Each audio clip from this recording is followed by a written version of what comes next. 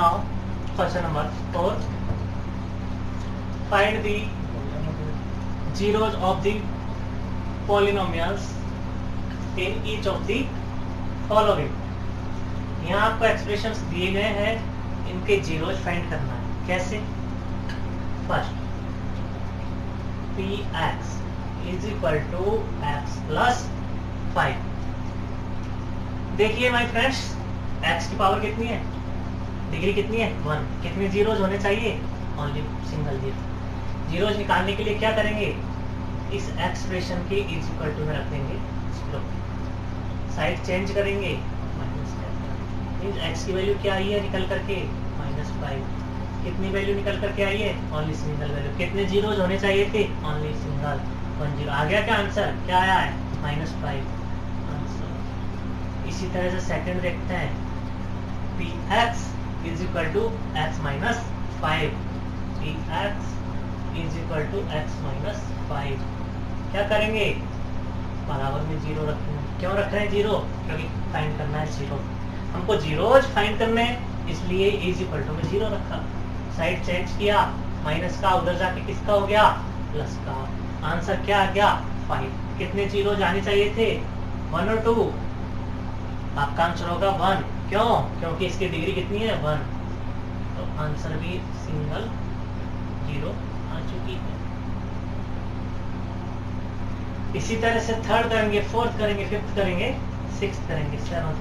चलिए देखते हैं थर्ड।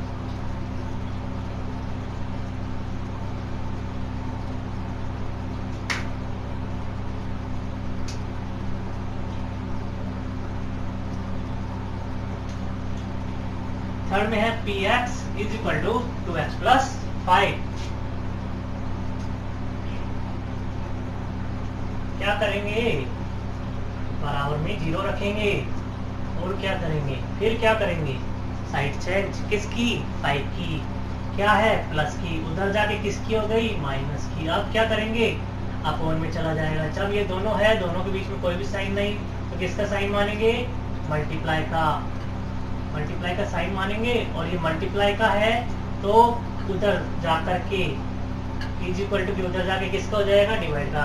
देखिए जब हम साइड चेंज करते हैं, ट्रांसपोज करते हैं, तो प्लस का माइनस, माइनस का प्लस, और मल्टीप्लाई का डिवाइड हो जाता है, और यदि अगर डिवाइड में हो तो उधर जाके किसका हो जाएगा? मल्टीप्लाई में। हमने यहाँ साइड चेंज किया था, इसका ट्रांसपोज किया था, प्लस का है, उधर जाके किसका बन गया? ये माइनस का।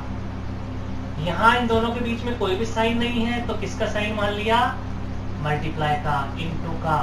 और इनटू का जब ट्रांसपोज करते हैं तो किस में चला जाता है? क्या हो जाता है उसका? डिवाइड। और हमारी जीरोज, हमारा आंसर क्या आ गया? x is equal to -5/2। क्या है ये? 0। चलिए नेक्स्ट देखते हैं fourth. px is equal to 3x minus 2। 3x minus 2। फिर वही काम करेंगे, 3x minus 2 is equal to 0। Side change की हमने, इसका हो गया प्लस का। अब क्या? दोनों मल्टीप्लाई में है, 3 और x, 3 इंटू एक्स, उधर जाके क्या चला जाएगा? डिवाइड में। क्या आ गया हमारा आंसर? 2/3। सर ये तो बता दीजिए ये आंसर सही है या गलत है? क्या चल रहा है क्या आपके दिमाग में? 100% आपके दिमाग में ऐसा कुछ चल रहा होगा कि हमको पता चल सकता है कि हमारा आंसर राइट और रॉन्ग है, कि हमारे जीरो सही है। बिल्कुल चल सकता है। जो आंसर आया उसको रख दो इसमें। x बराबर क्या आया? 2/3 -2। इन दोनों के बीच में कोई भी साइन नहीं, 3 से 3 कैंसिल आउट, 2 -2 0। अगर ये 0 आंसर आ गया तो हमारा जो 0 निकाला है हमने वो एकदम राइट है। फिफ्थ देखते हैं, px is equal to 3x। px is equal to 3x। क्या करेंगे? बराबर में 0। कहाँ गया? नीचे गया। क्यों गया? मल्टीप्लाई। जब ट्रांसपोज करते हैं तो डिवाइड में। जब हम जीरो में किसी भी डिजिट का डिवाइड देते हैं तो हमेशा क्या आता है? जीरो। सपोज करो 0/5 तो भी आंसर क्या? 0। 0/7 तो भी आंसर 0। 0/-9 तो भी आंसर 0। 0/-100 तो भी आंसर 0। लेकिन अगर रिवर्स होता 3/0 तो आंसर होता इंफिनिटी। 5/0 तो आंसर होता इंफिनिटी। -9/0 तो आंसर होता इंफिनिटी। -50/0 तो आंसर होता इंफिनिटी। जब हम जीरो का डिवाइड देते हैं तो हमारा आंसर होता है इंफिनिटी। एक और इतना सा करना है आपको, अगर माइनस है तो माइनस इंफिनिटी, माइनस है तो माइनस इंफिनिटी। लेकिन 0/-10 तो 0, 0/-11 तो भी 0। जीरो में हम किसी का भी डिवाइड देते हैं तो हमेशा 0 ही आता है। अगर मैं डिवाइड देता हूँ 0/x तो भी 0, 0/y² तो भी 0। समझ रहे हो आप मेरी बात को?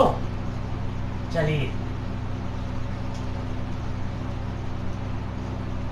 Next 6 number.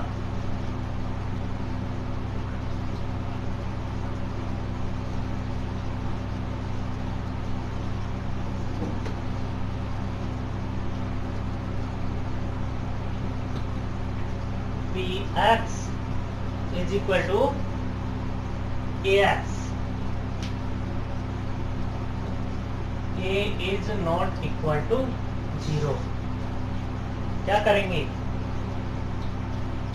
क्या करेंगे?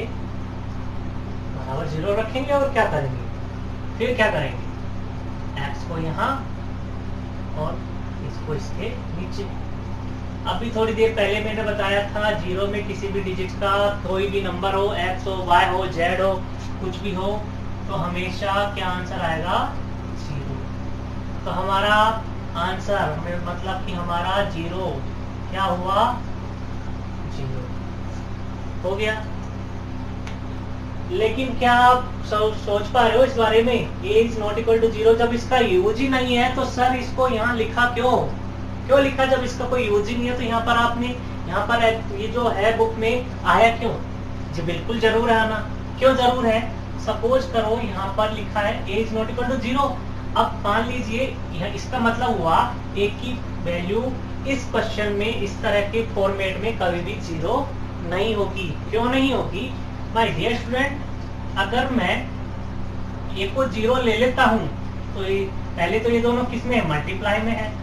सपोज करो मैं a को 0 ले लेता हूँ, 0 × x तो ये 0 हो गए, मतलब कि ये टर्म ही खत्म हो गई, कोई सेंस ही नहीं हुआ इसको लिखने के लिए। इसलिए इस कंडीशन को लिखना जरूरी होता है। चलिए इसी तरह से 7th क्वेश्चन को देखते हैं।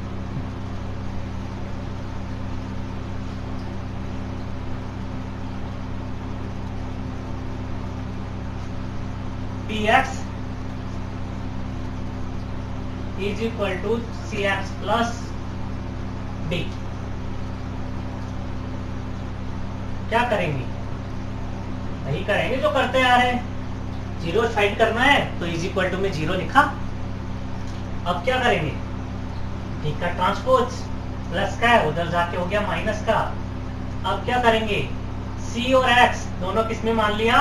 मल्टीप्लाई में। अब हमको किसकी वैल्यू निकालनी है? x की। तो क्या करेंगे? c को इसके नीचे डिवाइड में लेके जाएंगे और हमारा जीरोज आ गया -b/c। हमारा आंसर क्या आ गया? -b/c। यहाँ पर एक कंडीशन और लिखी हुई है आपकी, c is not equal to 0। c is not equal to 0 and c and d are real number. फिर वही बात, इस सर जब इसका यूज ही नहीं है, c is not equal to 0 and c and d are real number, तो इसका क्यों लिखा? हम फिर कंफ्यूज नहीं, कंफ्यूज होने की जरूरत ही नहीं है। क्यों नहीं है? अगर सपोज करो c is not equal to 0 लिख सकता, अगर मान लीजिए यहाँ पर c की वैल्यू 0 होती, मान लीजिए c की वैल्यू 0 होती तो ये पूरी टर्म, ये दोनों जीरो मल्टीप्लाई होकर जीरो प्लस डी, तो क्या डी रह जाता, यानी क्वेश्चन कॉन्ट्राडिक्शन आता है नहीं आता, क्योंकि डी रह जाता और हमारा क्वेश्चन रॉन्ग हो जाता, इसलिए इन्होंने यहाँ पर C is not equal to zero.